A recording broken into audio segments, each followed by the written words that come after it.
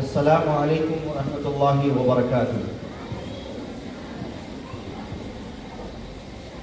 ان الحمد للہ نحمده ونستعینه ونستغفره ونعوذ باللہ من شرور انفسنا ومن سیئات اعمالنا من يهده الله فلا مضل له ومن يضلل فلا هادي له واشهد ان لا اله الا الله وحده لا شريك له واشهد ان محمدا عبده ورسوله ارسله بالحق بشيرا ونذيرا وداعيا الى الله باذنه سراجا منيرا اما بعد فان خير الحديث كتاب الله وخير الهدي هدي محمد صلى الله عليه وسلم وشر الامور محدثاتها وكل محدثة بدعة وكل بدعة ضلالة وكل ضلالة في النار۔ اعوذ باللہ من الشیطان الرجیم، بسم اللہ الرحمن الرحیم۔ یا ایہا الذین آمنوا اتقوا اللہ حق تقاته ولا تموتن الا وانتم مسلمون۔ یا ایہا الناس اتقوا ربکم الذی خلقکم من نفس واحدة وخلق منها زوجها وبث منهما رجالا كثيرا ونساء واتقوا الله الذي تساءلون به والارحام ان الله كان عليكم رقيبا۔ يا أيها الذين آمنوا اتقوا الله وقولوا قولا سديدا يصلح لكم أعمالكم ويغفر لكم ذنوبكم ومن يطع الله ورسوله فقد فاز فوزا عظيما۔ تمام قسم کی حمد و ثنا، عظمت و کبریائی، بزرگی، برتری اللہ وحدہ لا شریک لہو کے لیے لائق و زیبا ہے، جس کے قبضے قدرت میں ہم سبوں کی جانیں ہیں۔ ہزاروں انگنت درود و سلام اللہ تعالیٰ کی رحمتیں اور برکتوں کا نزول ہو خاتم المرسلین امام الانبیاء محمد مصطفیٰ صلی اللہ تعالی علیہ وسلم کی ذات گرامی پر، جن کی بعثت مبارکہ سے برسہ برس کی ظلمتوں اور تاریکیوں میں بھٹکی ہوئی انسانیت کو توحید و ایمان کی شمع ملی۔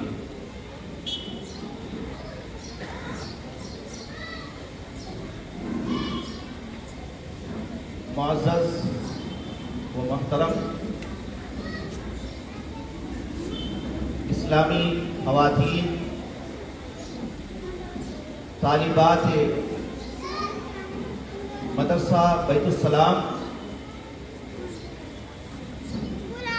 میں آج آپ تمام کی خدمت میں دوسری مرتبہ حاضر ہوا ہوں۔ اس سے پہلے بھی عظیم باجی کے کہنے پر مدرسے کے پروگرام میں شریک ہوا تھا، لگ بھگ 7-8 سال پہلے کی بات ہے، اور آج آپ کے درمیان مجھے حاضر ہو کر دلی خوشی اور مسرت ہو رہی ہے کہ الحمدللہ عظیمہ باجی کی یہ محنت آج رنگ لائی ہے، اور ساتھ ہی ساتھ ان کی ساری ٹیم اور ان کے بچے ماشاءاللہ دین کی فکر میں، دین کے جذبے میں وہ آگے آگے ہیں۔ اللہ تعالیٰ ان کو نظر بد سے بچائے اور ان کی خدمات کو قبول کرتے ہوئے اس کو ذخیر آخرت بنا دے، یہ ہماری دعا ہے۔ میں اس موقع کی مناسبت سے طالبات اور خواتین کی خدمت میں چند باتیں عرض کروں گا۔ سب سے پہلی بات تو یہ ہے کہ اللہ تعالیٰ نے اس پوری دھرتی اور کائنات میں جو مکلف مخلوق بنایا ہے اس میں جن و انس ہے، جن و انس ہی کو اللہ تعالیٰ نے مکلف ٹھہرایا ہے اپنی عبادت کا۔ چنانچہ اللہ تعالیٰ نے ذکر کیا سورہ ذاریات آیت نمبر 56 میں، اعوذ باللہ من الشیطان الرجیم، بسم اللہ الرحمن الرحیم، وما خلقت الجن والانس الا لیعبدون۔ بڑی خوشی اور مسرت کا موقع ہے کہ اس موقع پر ہمارے عالم دین اور جناب محترم صالح بایزید صاحب، جو کہ ایک مدرسے مسجد کے ایک حلقے کے ذمہ دار ہیں، تشریف لا چکے ہیں۔ میں ان کا تہ دل سے استقبال بھی کرتا ہوں۔ تو محترم و معزز خواتین اور طالبات، سب سے پہلے ہمیں زندگی کیا ہے اس کا مقصد معلوم ہونا چاہیے. زندگی کا مقصد صرف زندگی گزارنا نہیں ہے. شیخ محترم مبشر احمد مدنی حفظہ اللہ تشریف فرما ہے اسٹیج پر. تو زندگی کا مقصد کیا ہے؟ ہم کیوں پیدا کیے گئے ہیں؟ ہمیں کس نے پیدا کیا؟ وہ ہم سے کیا چاہتا ہے؟ یہ 3 سوالات ہر ایک انسان کو ہونا چاہیے کہ ہم کیوں پیدا ہوئے. جب تک ہم کو اپنے پیدا کیے جانے کا مقصد معلوم نہیں ہوگا تب تک جو ہے ہمارا کوئی گول، کوئی مقصد نہیں ہوگا، کوئی پلاننگ نہیں ہوگی. اس لیے سب سے پہلے ہم کو زندگی کا مقصد معلوم ہونا چاہیے. اللہ تعالیٰ نے اتنی ساری کائنات میں بے شمار مخلوقات کو رکھا ہے اور ساری مخلوقات کو اللہ تعالیٰ نے صرف انسان کے تابع بنایا ہے. سخر لکم ما فی السماوات و ما فی الارض، کہا کہ زمین و آسمان کی تمام چیزیں انسانوں کی غلام ہیں، انسانوں کے لیے مسخر کر دی گئی ہے، اس کے تابع کر دی گئی ہے. یہ چاند، سورج، ستارے، یہ دھرتی اور یہ کائنات کی تمام چیزیں جس سے ہم ہر لمحہ فائدہ اٹھا رہے ہیں، یہ تمام چیزیں ہمارے لیے بنائی گئی ہے. ہم اس کا انکار نہیں کر سکتے. لیکن سوال یہ ہے کہ ہم کو کس لیے بنایا گیا، ہم کو کس کے واسطے پیدا کیا گیا. یہ سب سے اہم ترین سوال ہے جو ہماری ماں اور بہنوں کے ذہنوں میں ہونی چاہیے. تو سورہ زاریات آیت 56 میں اللہ تعالیٰ نے بالکل کلیئر طور پر کہہ دیا کہ میں نے جنوں اور انسانوں کو صرف میری عبادت کے لیے پیدا کیا اور کسی کی عبادت کے لیے نہیں ہے. تو ہر انسان پر یہ فرض ہے. میں ایک کامن بات کر رہا ہوں یہاں پر، ہو سکتا ہے کہ میری بات آپ کے ذریعے سے ہمارے اس وطن کے برادران تک، ہماری غیر مسلم بہنوں تک، ہمارے غیر مسلم بھائیوں تک پہنچے، اور پہنچنا بھی چاہیے. اس لیے کہ ہماری زندگی کا مقصد کیا ہے؟ اللہ تعالیٰ کے دین کو، توحید کو انسانوں تک پہنچانا اور ان کو جہنم کی آگ سے، عذاب سے بچانا ہے. یہ سب سے عظیم مقصد ہے.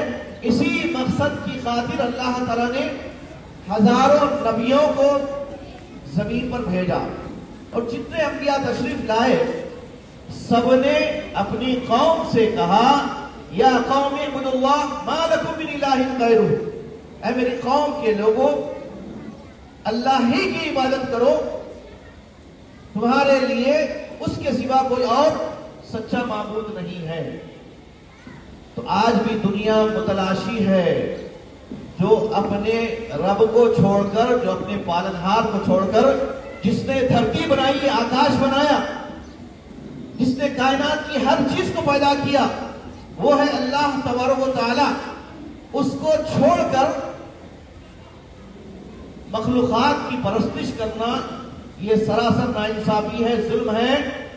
کیونکہ اللہ تعالی اس کائنات کا رب ہے، پالنہار ہے، پروردگار ہے، رب العالمین ہے. تو ہر انسان کی یہ ذمہ داری ہے کہ وہ سب سے پہلے اپنے پیدا کرنے والے، اپنے کریٹر کے بارے میں جانے. لیکن اس میں یقیناً ہماری بھی بھول ہے، غفلت ہے ہم مسلمانوں کی، کہ جس کی وجہ سے توحید کی دعوت، اسلام کا پیغام جیسے پہنچنا چاہیے تھا ویسے نہیں پہنچا. نتیجہ یہ ہے کہ آج ہمارے اس ملک میں، ہمارے اس ملک ہندوستان میں ابھی آزادی کا جشن لوگ منانے والے ہیں، منا رہے ہیں، بڑے دھوم سے منانے کی کوشش کی جا رہی ہے. لیکن یہ آزادی کیسے ملی ملک کو؟ 75 سال ہو گئے یہ ملک آزاد ہوا. تو کیا یہ 5-10 سال میں ملک آزاد ہوا؟ 5-10 سال کی محنتوں کے نتیجے میں ہوا نہیں.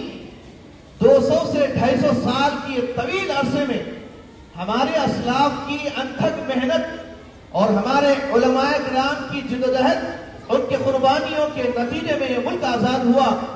یہ ملک کے سب سے پہلے آزاد کرانے میں، ملک کو آزاد کرانے میں شاہ ولی اللہ محدث دہلوی رحمۃ اللہ علیہ اور شاہ عبدالعزیز دہلوی رحمۃ اللہ علیہ نے انگریز کے خلاف فتویٰ جاری کیا، علم جہاد بلند کیا، اور ان کے ساتھ مسلمانوں کے ساتھ دیگر اقوام بھی ان کے ماتحت تھی۔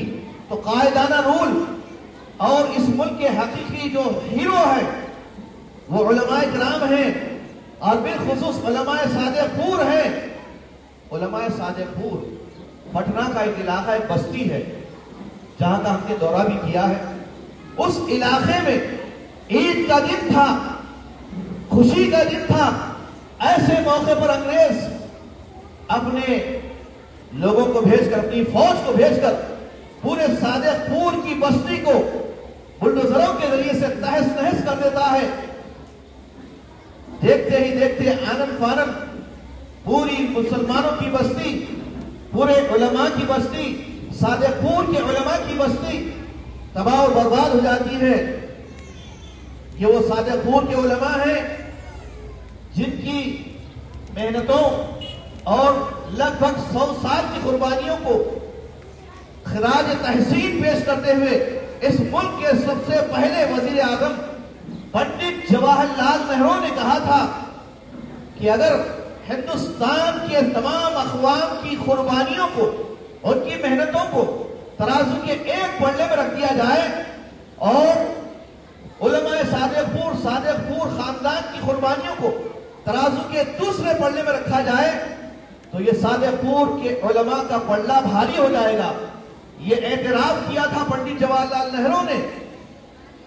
اور اسی طرح سید احمد شہید اور سید شاہ اسماعیل شہید، یہ وہ ہستیاں ہیں جنہوں نے انتھک کئی برسوں تک محنتیں کی، نہ صرف انگریزوں کے خلاف جہاد کیا بلکہ اس دور میں مسلمان اپنے دین سے ناواقف تھے۔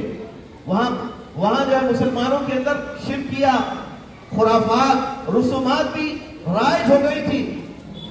اس کے خلاف بھی ماشاءاللہ ان علماء نے کتابیں لکھی اور لوگوں کے عقائد کو درست کیا۔ اور آپ کو معلوم ہونا چاہیے انگریز تین کتابوں سے ڈرتے تھے، خوف کھاتے تھے۔ ایک تقویت الایمان شاہ اسماعیل شہید رحمت اللہ علیہ کی، آج بھی مدارس میں وہ کتاب پڑھائی جاتی ہے، ممکن ہے کہ آپ کو بھی معلوم ہوگا، تقویت الایمان۔ اور اسی طرح ملفوظات احمد، سید احمد شہید کی کتاب، اور ایک تیسری کتاب ہے جس میں فقہی مسائل اور منحصر و کتاب کا ایک باب ہے، کتاب الجہاد۔ ان تین کتابوں سے انگریز ڈرتے تھے۔ کیوں ڈرتے تھے؟ اس لیے کہ ان کو خطرہ تھا کہ ہمارے عزائم میں، ہمارے ہندوستان کے اوپر حکومت کرنے میں اگر کوئی رکاوٹ بن سکتے ہیں تو یہ وہابی بن سکتے ہیں، یہ کتابیں بن سکتی ہیں۔ اس لیے انہوں نے اس دور میں لگ بھگ یہ تمام کتابوں کو بھی بین کر دیا اور 30,000 سے زیادہ بلکہ لاکھوں قرآن کے نسخے جلا دیے۔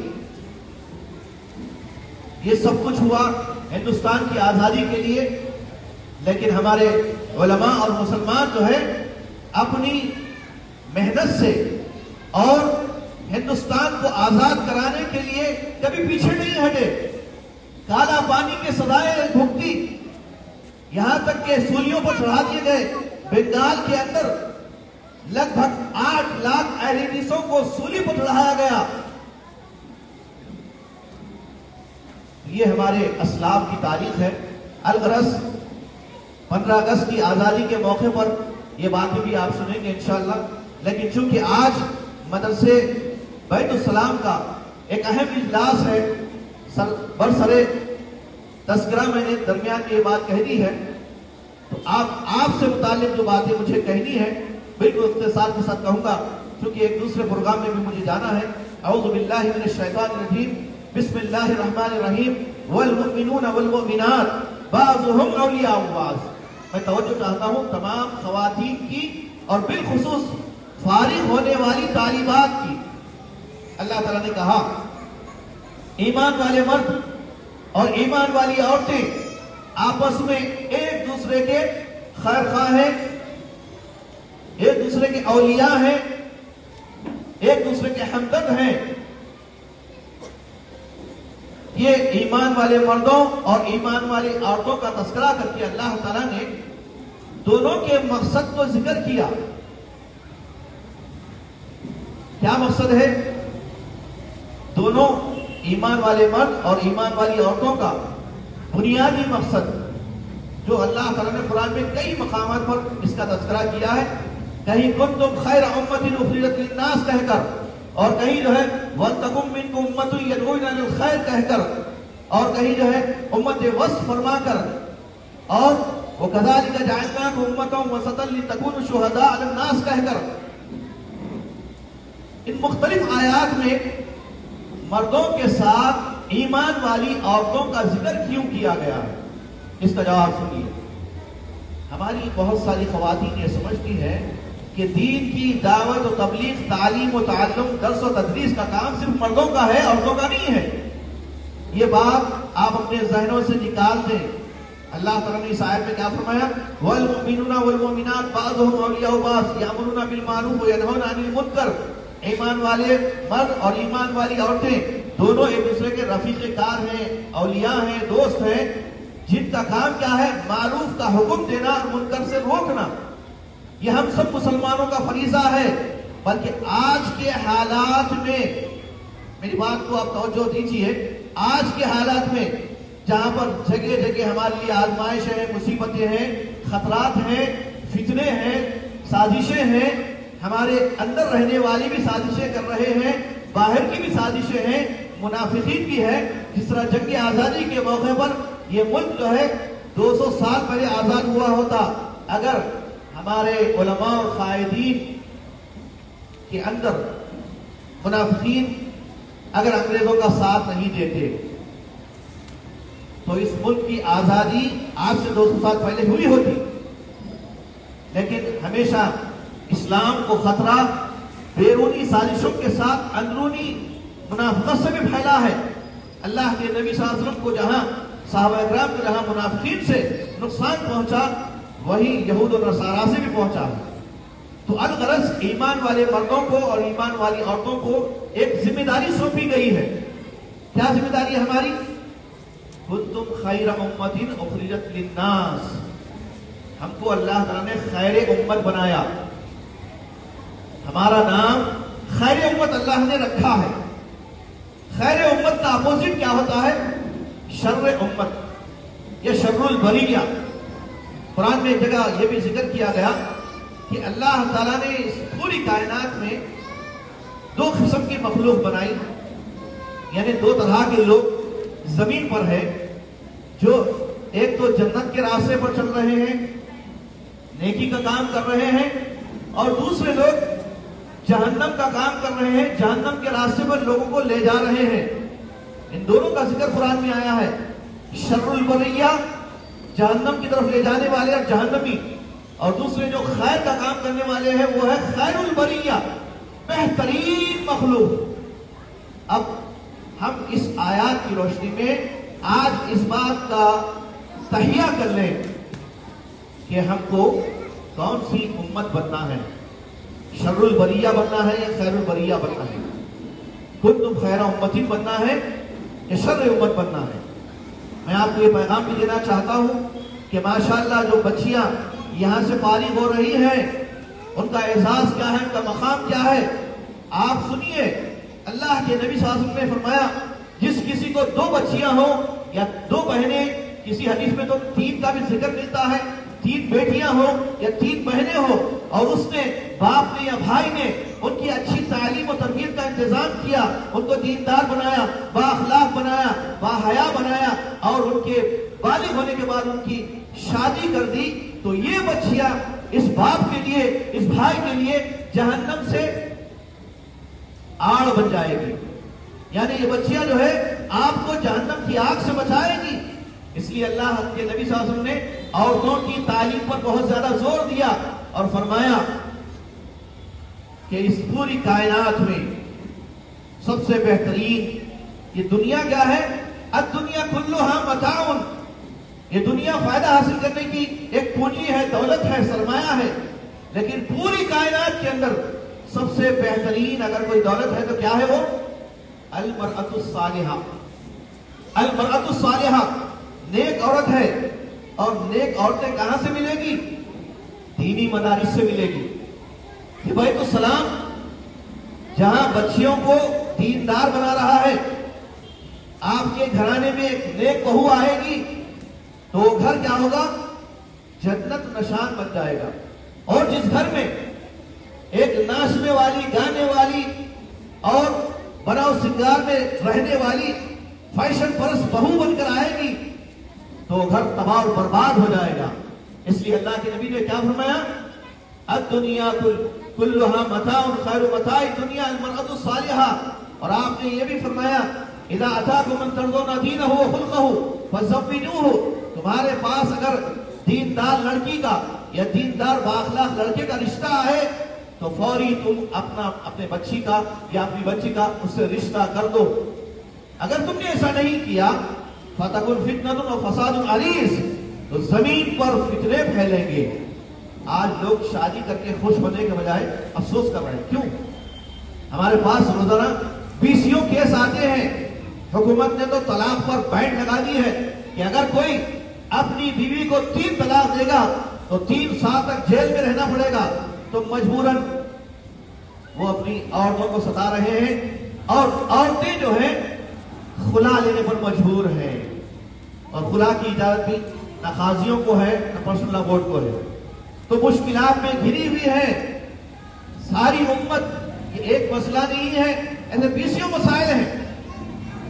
تو آج ہمارے اسلام پر، دین پر جس طرح کے خطرات منڈا رہے ہیں، اس کی وجہ یہی ہے کہ آج ہم نے دین کی دعوت اور تبلیغ کے کام میں سستی اور غفلت برتی ہے۔ میں مبارکباد دیتا ہوں باجی جیسی ہستیوں کو، عظیم باجی جیسی عظیم ہستیوں کو، جنہوں نے اس ملک، اس ملت کی بیٹیوں کو زیور علم سے آراستہ کیا اور انہیں دین کی تعلیم سے بہرور کیا۔ اور مبارکباد دیتا ہوں میں ان ماؤں کو، ان والدین کو جو اس مدرسے میں اپنی بچیوں کو تعلیم کے لیے انہوں نے داخلہ کروایا، کیونکہ آپ کی یہ بچی ایک بچی نہیں ہے، ایک عالمہ ہے، ایک پورے خاندان کو سنوارنے والی ہے، سدھارنے والی ہے۔ تو یہ آپ کی ذمہ داری ہے کہ آپ کتنا کام کریں گے، کیونکہ ہم کو جو ہے دین کی دعوت، دین کی اصلاح انسانیت تک پہنچانا ہے۔ اس میں ذرا سی بھی غفلت، لمحوں نے خطا کی تھی صدیوں نے سزا پائی کے مصداق ہو جائے گا۔ اس لیے ایک ایک لمحے کو غنیمت جانیں، وقت کی قدر کریں۔ قیامت کے دن اللہ تعالیٰ ہم سب سے سوالات کرنے والا ہے۔ 5 اہم سوالات ہوں گے، اس کے بغیر آپ جنت میں جا ہی نہیں سکتے۔ اللہ کے نبی صلی اللہ علیہ وسلم نے فرمایا لا تزال قدم ابن آدم حتى يسأل عن 5۔ ابن آدم کے قدم چاہے مرد ہو یا عورت ہو، ہرگز ٹلے بھی نہیں، آگے نہیں بڑھیں گے، جنت کی طرف نہیں جائیں گے جب تک یہ 5 اس سے سوالات نہ کر لیے جائیں۔ پہلے سوال ہوگا زندگی کے بارے میں، عمر کے بارے میں سوال ہوگا عن عمرہ فیما افناہ، یہ عمر کہاں کھپائی؟ بچپن تو کھیل کود میں گزارا، جوانی عیش و آرام میں، اور بڑھاپا روتے ہوئے، کہیں ایسا نہ ہو۔ اس لیے جوانی کو غنیمت جانے، زندگی کو غنیمت جانے، اپنی عمر کے ایک ایک لمحے کو غنیمت جانے۔ جو لوگ اپنے اوقات کو ضائع کرتے ہیں ان کے بارے میں کہا گیا کہ وہ قتل کرنے کے مترادف ہے۔ وقت کو ضائع کرنا، چاہے آپ یہ سیل فون کے ذریعے سے لیں، یہ اس دور کا فتنہ ہے، یاد رکھیے۔ اس کے استعمال، اچھا استعمال کرنے والے بہت ہی کم ہیں، لیکن اس کے جادوئی اثر میں کھو جانے والے بہت زیادہ ہے. میں ابھی ہمارے عالم دین شیخ ظفر حسن مدنی ابھی پرسوں ایک تقریر کر رہے تھے، ان کا جملہ بھی میں سنانا بہتر سمجھتا ہوں. وہ سفر میں تھے تو ان کے بازو سیٹ پر دو میاں بیوی بیٹھے ہوئے ہیں. میاں بیوی بیٹھے ہوئے ہیں اور دونوں کے ہاتھ میں سیل فون ہے. 13 گھنٹے کا سفر، 13 گھنٹے کے سفر میں میاں بیوی جو ہے ایک دوسرے سے 5 منٹ بھی بات نہیں کیے. اس سے بات کیے ہوئے سیل فون سے. یہ عورت کا شوہر، یہ مرد کا شوہر، بیوی. یہی سیل فون ہے جو ایک عورت کا شوہر ہے، یہی سیل فون ہے جو ایک مرد کی بیوی ہے. اس میں منہمک ہے، مشغول ہے. تو یہ حالت ہے آج پوری امت کی. اللہ بچائے، اللہ اس فتنے سے ہم سب کو محفوظ رکھے. تو اس کا غلط استعمال کرنے سے آج کیا کیا نقصان ہو رہا ہے. لوگ ہارٹ اٹیک ہو کر مر رہے ہیں. اس کے جو ریس ہے، اس کے جو خطرات ہیں، ہم کو جاننا چاہیے. اس طرح اس دور کے فتنوں میں یہ بھی ایک فتنہ ہے. اور خود جو ہے ہم مسلمانوں کے لیے فیشن پرستی، عیش و آرام، یہ بھی بڑی آزمائش، بڑا فتنہ ہے. بے حیائی تو اتنی کھلی ہوئی ہے کہ آپ اگر فون کھولتے ہیں، واٹس ایپ کھولتے ہیں، کوئی اچھا بیان بھی سننا چاہتے ہیں تو دھڑلے سے بیچ میں ایک عورت آ جاتی ہے، ایک نیوز آتی ہے یا ایڈ آتا ہے نیند عریاں لباس میں. کیونکہ اسلام دشمنوں نے جس طرح صلاح الدین ایوبی رحمت اللہ علیہ کے دور میں عورتوں کو استعمال کیا گیا تھا، بیت المقدس کو فتح کرنے کا عزم لے کر اٹھے تھے صلاح الدین ایوبی رحمت اللہ علیہ. لیکن ان کی فوج کو آڑے آنے میں عورتیں، شراب اور شباب یہ رکاوٹ تھی. تو آج بھی وہی کیا جا رہا. مسلمانوں کو کمزور کرنے کے لیے ان کو میزائلوں کی ضرورت نہیں ہے. یہ تو آپ اس سے مارے جائیں گے.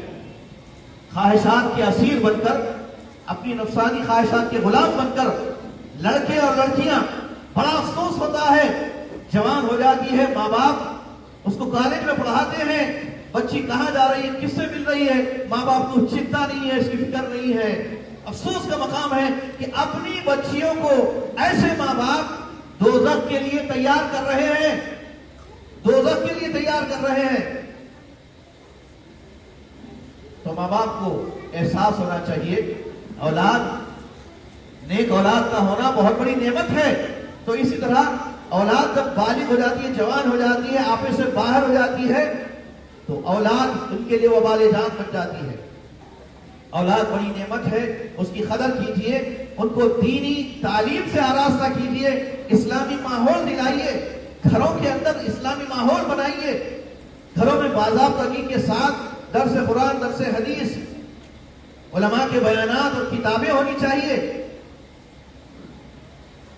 یہ مسلمانوں سے ہم مطالبہ کر رہے ہیں. میری اپنی بات کو میں سمیٹتے ہوئے بالکل آخری اپنی بات یہ کہوں گا کہ ماشاءاللہ یہاں جس انداز سے کام ہو رہا ہے، ایک 7-8 عرصے کے بعد میں یہاں آیا ہوں تو اتنی بڑی تعداد خواتین کی تعلیمات کی ماشاءاللہ مدرسے کی دیکھ رہا ہوں. دل سے جو ہے دعا نکل رہی ہے کہ اللہ تعالیٰ ان بچیوں کی اللہ تعالیٰ حفاظت فرمائے، ان کے ایمان کی اللہ حفاظت فرمائے اور ان کو نیک جوڑے عطا فرمائے اور ان کے ذریعے سے دین کی، اسلام کی، توحید کی خدمت اللہ تعالیٰ لے. میں اپنی آخری بات میں واجب مبارکباد دیتے ہوئے اس مدرسے کے جتنے منتظمین ہیں اور جتنے نگران ہیں، معاونین ہیں، اللہ تعالیٰ ان سب کی خدمات کو قبول فرمائے. یہ لمحات بہت ہی غنیمت ہے. پھر کبھی آ کر انشاءاللہ تفصیل سے آپ سے کچھ اور باتیں تھی، لیکن چونکہ ہمارے درمیان شیخ بھی موجود ہیں اس لیے وقت بھی ابھی اجازت نہیں دیتا کہ مزید کچھ آپ کے سامنے کہوں. اور مجھے یہاں سے رخصت بھی ہونا ہے پروگرام کے لیے، اس لیے بس دعا کرتا ہوں کہ اللہ تعالیٰ اس ملک کی اللہ تعالیٰ حفاظت فرمائے، اس ملک میں پائے جانے والے جتنے اقوام ہیں اللہ تعالیٰ سب کو ہدایت دے، اس ملک کے غداروں کو اللہ تعالیٰ نیک توفیق عطا فرمائے۔ ہمارا یہ چمن، ہمارا یہ ہندوستان سارے جہاں سے اچھا ہندوستان، ہمارا یہ ملک جس کی آبیاری ہمارے اسلاف نے کی تھی، آج اس ملک کے لیے کئی خطرات ہیں، کئی مسائل ہیں۔ نفرت کی جو سیاست چل رہی ہے اس سے ملک کو بہت بڑا خطرہ ہے، جبکہ اس ملک میں آج بھی 95% لوگ ایسے ہیں جو اعتدال پسند ہیں، سیکولر مائنڈ کے ہیں۔ وہ یہ نہیں چاہتے کہ ہندو مسلم لڑے، وہ یہی چاہتے ہیں کہ شیر شکر بن کر رہیں۔ لیکن انگریزوں کی ہندوستان سے جب بڑے بے آبرو ہو کر تیرے کوچے سے ہم نکلے، اس وقت انہوں نے اس ملک میں نفرت کا بیج بونے کے لیے خود مسلمانوں سے کے اندر ایسے لوگوں کو انہوں نے راشن پانی دیا اور ان کو تیار کیا تاکہ وہ مسلمانوں کے اندر مسائل کی بنیاد پر لڑے، اور ہندوؤں کے اندر بھی یہ ماحول پھیلایا کہ ڈیوائڈ اینڈ رول کی پالیسی اپنائی کہ لڑاؤ اور اپنی حکومت چلاؤ۔ تو آج یہی کچھ ہو رہا ہے۔ ایسے موقع پر الفت اور محبت کا پیغام دینا، میرا پیغام محبت ہے جہاں تک پہنچے، یہ میری صدا ہے، یہ میری دعا ہے، یہ ہمارے اسلاف کی کوششوں کا نتیجہ ہے کہ ملک کی آزادی میں انہوں نے جہاں غیر کو بھی اپنا سمجھا اور اس کے لیے انتھک محنتیں کوششیں فرمائی، تو آج بھی اس ملک کی جمہوریت کے لیے جو خطرات ہے ان خطرات کو ختم کر کے امن و آشتی کا پیغام دینا، الفت و محبت کا پیغام دینا، یہ ہم سب کی ذمہ داری ہے۔ بہت سارے کام ہیں، ان سارے کاموں کو ہمیں انجام دینا ہے۔ عورتوں کی ذمہ داری ہے کہ اپنے گھروں کو سنواریں، اپنے شوہر کو اگر وہ دین سے پھرا ہوا ہے، بے دین ہے، بے نمازی ہے، تو اس کو نمازی بنائیں۔ اولاد اگر بے دین ہے تو بچپن سے ہی اس کی تربیت کریں۔ جوان ہونے کے بعد آپ لاکھ محنت کریں، کچھ نہیں ہوتا۔ اس لیے کرسچن مشنری جو عیسائی اسکول ہیں وہ چھوٹے چھوٹے بچوں پر محنت کرتے ہیں، 2 سال 3 سال 4 سال کے بچوں پر محنت کرتے ہیں۔ وہ یہ بتاتے ہیں کہ پوری دنیا کا جو ہے گاڈ عیسیٰ ہے، جیسس ہے، اور یہی جو ہے ہماری اولاد بھی سیکھ رہی ہے، ہمارے بچے بھی سیکھ رہے ہیں۔ بعض لوگوں کو فخر ہوتا ہے کہ ہم اپنے بچے کو مشنری اسکول میں پڑھا رہے ہیں۔ یہ مشنری اسکول نہیں ہے، یہ آپ کے مائنڈ کو، آپ کے بچے کو بے دین اور ملحد بنا رہے ہیں۔ اس لیے خبردار ایسے اسکولوں سے، ان اسکولوں میں ہرگز نہ شریک کرائیں، اور بالخصوص بچیوں کی تعلیم تو دینی مدرسوں کے لیے ہونی چاہیے، دینی مدرسوں میں ہونی چاہیے۔ ان کے اخلاق اور ان کے ساتھ بچیوں کو ماں باپ کا ادب، بڑوں کا ادب اور حیا کا لباس پہننا، حجاب میں رہنا، یہ لڑکیوں کا زیور ہے، عورتوں کا خلا ہے۔ حجاب کیا ہے؟ عورتوں کا خلا ہے۔ اگر یہ خلے سے باہر نکل جائے گی تو ہر لچے لفنگے ڈاکوں کا حملہ ہوگا۔ اس لیے اسلام کی تعلیمات رحمت ہے، برکت ہے۔ میں اپنی بات ختم کرتے ہوئے اللہ تعالیٰ سے دعا کرتا ہوں کہ رب العالمین اس مدرسے کو مزید ترقی عطا فرمائے، اور یہاں سے فارغ ہونے والی معلم طالبات کو اللہ تعالیٰ دیندار مرتے دم تک رکھے، اپنے بڑوں کا ادب احترام کرنے اور دین کی دعوت کو، دین کی تعلیم کو، توحید کے پیغام کو لوگوں میں پہنچانے کی توفیق اور سعادت بخشے۔ آمین و آخر دعوانا ان الحمدللہ رب العالمین۔ سبحان ربک رب العزت عما یصفون، وسلام علی المرسلین، الحمدللہ رب العالمین۔